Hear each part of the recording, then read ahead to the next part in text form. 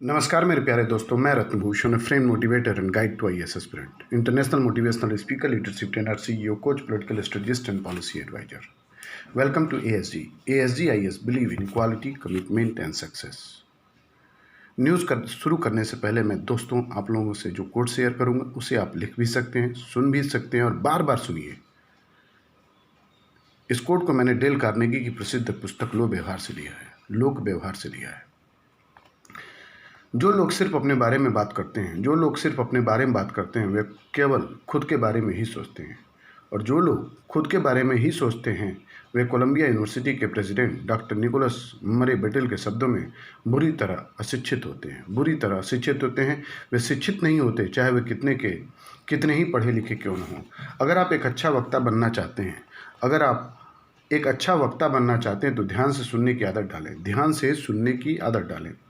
अच्छे श्रोता बने। दिलचस्प बनने के लिए लोगों की बातों में दिलचस्पी लें। ऐसे सवाल पूछें जिनका जवाब देने में सामने वाले को मजा आए। उनके बारे में और उनकी उपलब्धियों के बारे में बात करने के लिए उन्हें प्रोत्साहित करें। याद रखें, लोगों को आप में या आपकी समस्याओं में जितनी रुचि है उससे 100 गुना ज़्यादा रुचि उन्हें आप में या खुद की समस्याओं में है। चीन में अकाल से लाखों लोगों के मरने से ज़्यादा परवाह उन्हें अपनी दाढ़ के दर्द की है। अफ्रीका के 40 भूकंपों में से ज़्यादा उन्हें अपनी गर्दन के फोफड़े से होता है। अगली बार चर्चा करते समय इस बात का ध्यान रखें। अच्छे श्रोता बनिए।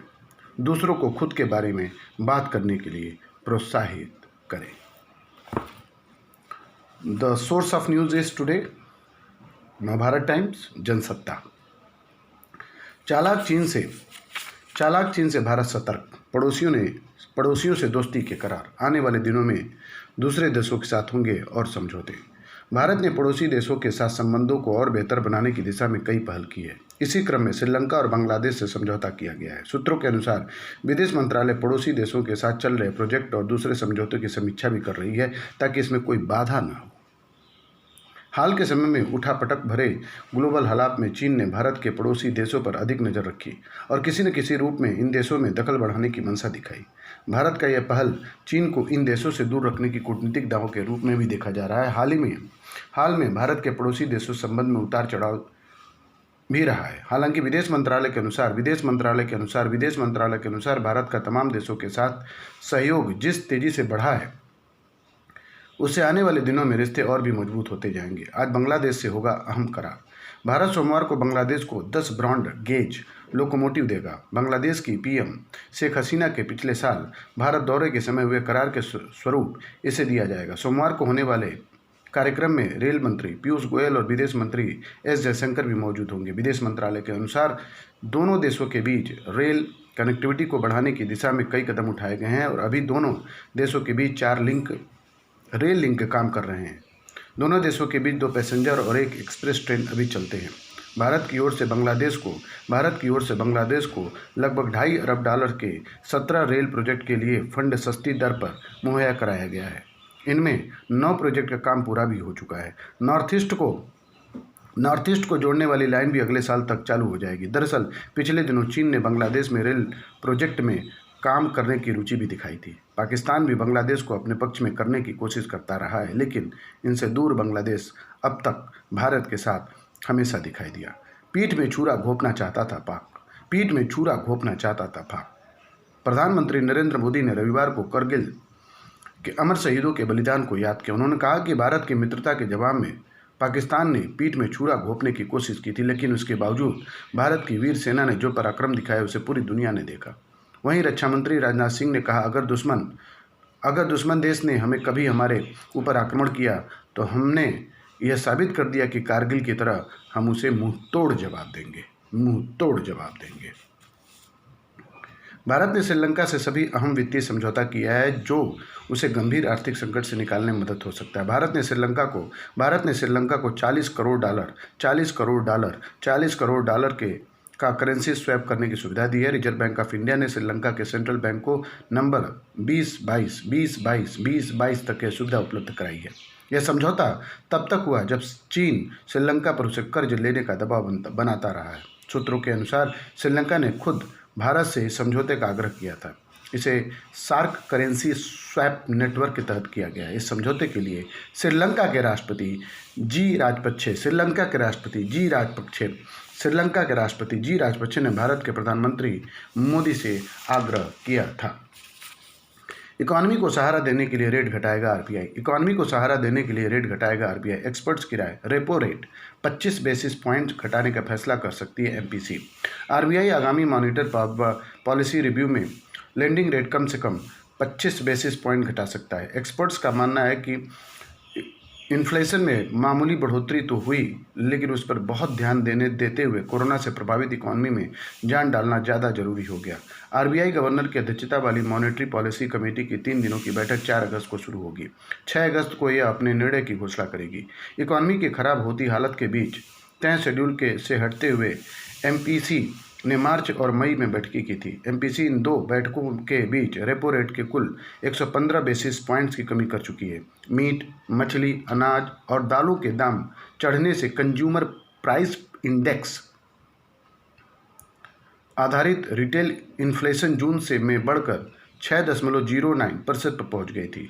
इकरा की प्रिंसिपल इकोनॉमिस्ट अदिति नायर ने कहा, हमारा अनुमान है कि रेपो रेट में 25 बेसिस पॉइंट्स और रिवर्स रेपो रेट में 35 बेसिस पॉइंट को कमी आ सकती है। इस तरह यूनियन बैंक ऑफ इंडिया के एमडी और सीईओ राजकिरण राय ने कहा, 25 बेसिस पॉइंट की कमी किए जाने की उम्मीद है। चीन की चुनौती हमें अमेरिका प्यादा न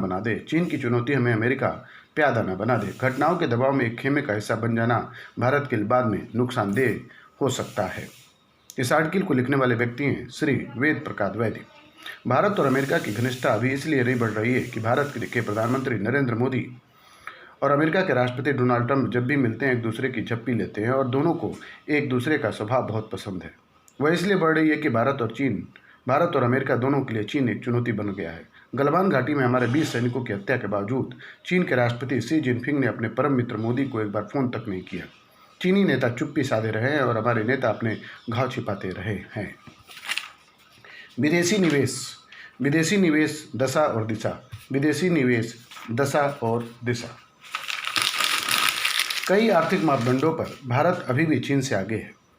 भारत दवा निर्माण, रसायन निर्माण और जैव तकनीकी क्षेत्र में सबसे तेज से उभरता हुआ देश है।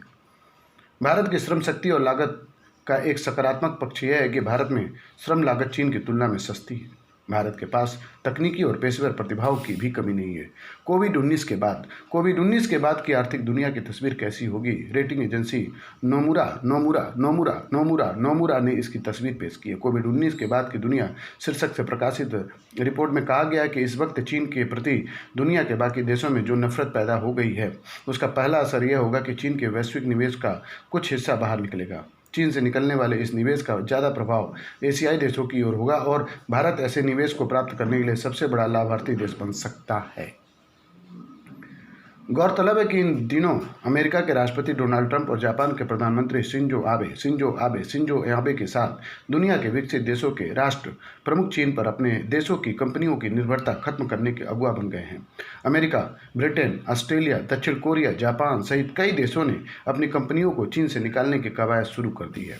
पिछले दिनों विभिन्न वैश्विक संगठनों की रिपोर्ट में बात निकल कर आई है कि चीन में कार्यरत कई देशों की 1000 से अधिक दिग्गज कंपनियां अपना बहुत कुछ निवेश सिमट कर और उत्पादन बंद कर भारत का रुख करना चाहती हैं। जर्मनी की फुटवियर निर्माता कंपनी कासा एवर्ज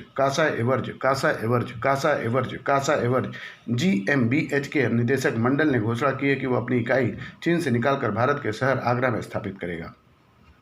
यह इकाई करीब 110 करोड़ रुपए के निवेश से शुरू की जाएगी। इस तरह लावा इंटरनेशनल ने भी चीन में कार्यरत अपने कारोबार को भारत में स्थानांतरित करने का ऐलान कर दिया है। निसंदेह कोविड-19 के कारण दुनिया भर में चीन के प्रति बढ़ती नाराजगी के बीच भारत ने कोरोना से लड़ाई में सबके प्रति सहयोगपूर्ण रवैया अपनाकर पूरी दुनिया में अपनी प्रतिष्ठा बढ़ाई। ऐसे में भारत ने वैश्विक निवेश, कारोबार और निर्यात बढ़ने की नई संभावनाओं को साकार करने के लिए प्रोत्साहन और सुविधाओं की रणनीति तैयार की है। वाणिज्य और उद्योग मंत्रालय निवेशकों को आकर्षित करने के लिए प्लॉन्ग एंड प्ले आए और काम शुरू करें मॉडल को साकार करने के लिए मद्देनजर उद्योगों के लिए बुनियादी ढांचे को उन्नत बनाने के लिए modified industrial infrastructure upgradation scheme में बदलाव करने और विशेष आर्थिक क्षेत्र में गैर उपयोगी खाली पड़ी जमीन पर इस्तेमाल करने के संकेत दिए हैं। यह बात भी महत्वपूर्ण है कि चीन से बाहर निकलने वाली वैश्विक कंपनियों को भारत में काम शुरू करने के लिए सब कुछ तैयार मिलेगा और उद्योग सीधे उत्पादन शुरू करने की स्थिति में होंगे। इन नई रणनीति में तहत सरकार ने देश में वैश्विक निवेश और विनिर्माण गतिविधियों को बढ़ावा देने के लिए 10 बड़े क्षेत्रों की पहचान की है। इनमें बिजली, दवा, चिकित्सा उपकरण, इलेक्ट्रॉनिक सामान, भारी मशीन निर्माण, सौर उपकरण, चमड़ा उद्योग, खाद्य प्रसंस्करण, रसायन और कपड़ा उद्योग शामिल है। कई आर्थिक मापदंडों पर भारत अभी भी चीन से आगे है। भारत दवा निर्माण, रसायन निर्माण, जैव तकनीकी के क्षेत्र में सबसे तेज उभरता हुआ देश है। भारत की श्रम शक्ति और लागत का एक सकारात्मक पक्ष है कि भारत में श्रम लागत चीन की तुलना में सस्ती है। भारत के पास तकनीकी और पेशेवर प्रतिभाओं की कमी नहीं है। भारत के पास 35 साल से कम उम्र की दुनिया की सबसे बड़ी आबादी है। ये सब विशेषता भारत को चीन से निकलने वाले निवेश और कारोबार के मद्देनजर दूसरे देशों की तुलना में अधिक उपयुक्त और आकर्षक बनाती है। दोस्तों, इस बीच मैं आपको भगवद गीता का एक श्लोक जरूर पढ़ूंगा। कुरुक्षेत्र के युद्ध स्थल में सैन्य निरीक्षण। धर्म क्षेत्रे कुरुक्षेत्रे संवेदा युवत्स्व मामका पांडवाश्व किम कुर्वत स्वच्छते। धृतराष्ट्र ने कहा, हे संजय, धर्म भूमि कुरुक्षेत्र में युद्ध की इच्छा से एकत्र हुए मेरे तथा पांडु के पुत्रों में क्या किया। तो इस तरह मैं अपने इस न्यूज़ में आप लोग को एक भगवद गीता का श्लोक जरूर बताऊंगा, शेयर करूंगा। आप लोग इसे अगर नोट करें तो बहुत अच्छी बात है, नहीं भी नोट करते तो बार बार सुने। आपके एथिक्स पेपर और पूरे यूपीएससी के दौरान आपको हेल्प मिलेगा। इसके अलावा सरकार ने आर्थिक सुधारों की तेजी से बढ़ाए। वाणिज्य व्यापार क्षेत्र के में सुधार किए। निर्यात बढ़ाने और करों व ब्याज दरों में बदलाव जैसे अनेक क्षेत्रों में रणनीतिक कदम उठाए गए। ग्रामीण क्षेत्रों में बुनियादी ढांचा विकसित करने का काम तेजी से किया। उत्पादकों और श्रमिकों के हितों को देखते हुए श्रम कानूनों में संशोधन किए गए। निवेश और विनिवेश के नियमों में परिवर्तन भी किए गए। पिछले साल सितंबर में कारपोरेट कर में भारी कटौती की इसी दिशा में बड़ा कदम था। ऐसे वक्त में जब कोरोना की वजह से भारत के लिए वैश्विक निवेश, वैश्विक निर्यात और दुनिया का नया कारखाना बनने की प्रबल संभावना बन रही है, तब इन्हें साकार करने के लिए हमें शोध, नवाचार और वैश्विक प्रतिस्पर्धा के मापदंडों का आगे बढ़ना होगा। अर्थव्यवस्था के डिजिटलीकरण की रफ्तार तेज करनी होगी। सरकार को निर्यात प्रोत्साहन के लिए और अधिक कदम उठाने होंगे।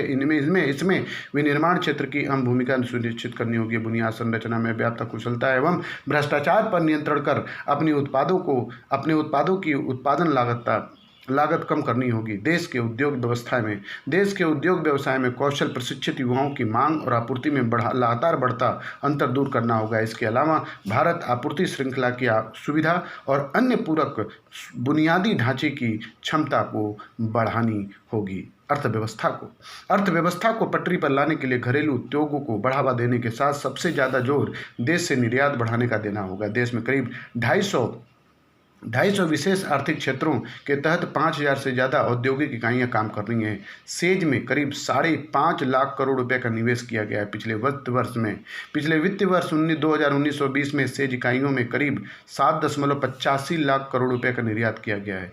विभिन्न अध्ययन रिपोर्टों में पाया गया कि सेज से निर्यात बढ़ाने के लक्ष्य की प्राप्ति संतोषजनक नहीं